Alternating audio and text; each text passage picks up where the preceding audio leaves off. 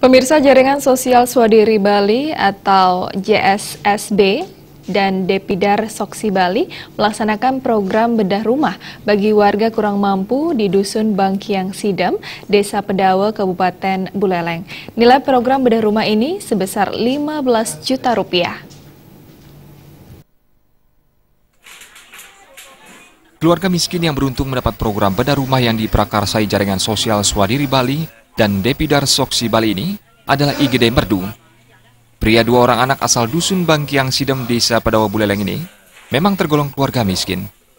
Rumah yang ia tempati bersama anak dan istrinya pun sangat sederhana, hanya beralaskan tanah, dinding rumah dari bedek, dan berdasarkan dari penilaian Jaringan Sosial Swadiri Bali dan Depidar Soksi Bali, kediaman IGD Merdu sangat tidak layak huni. Ketua Yayasan Jaringan Sosial Swadiri Bali, Ana Agung Bagus Adi Mahendra Putra menyatakan, keluarga IGD Merdu tidak mendapat bantuan program bedah rumah dari pemerintah karena lahan yang ditempatinya saat ini bukan lahan milik pribadi, melainkan IGD Merdu hanya sebagai penyakap. Kami memberikan bedah rumah ini kepada Bapak Gede Merdu karena sudah melihat secara nyata keberadaan huniannya sangat tidak layak huni. Jadi bagaimana kita mencerminkan kehidupan yang sehat kalau huniannya seperti ini. Jadi oleh sebab itulah maka kami dari Depidar Soksi Bali dan Jaringan Sosial Swadiri Bali memberikan bedah rumah kepada Bapak Gede Merdu.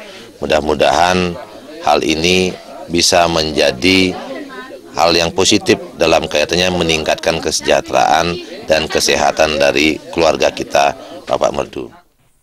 Ditambahkannya, nilai rupiah program bedah rumah JSSB dan Depidar Soksi Bali sebesar 15 juta rupiah.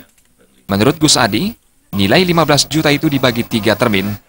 Termin pertama 5 juta rupiah diberikan saat proses pembongkaran rumah, termin kedua pada proses pengerjaan, dan termin ketiga 5 juta rupiah diberikan pada proses finishing.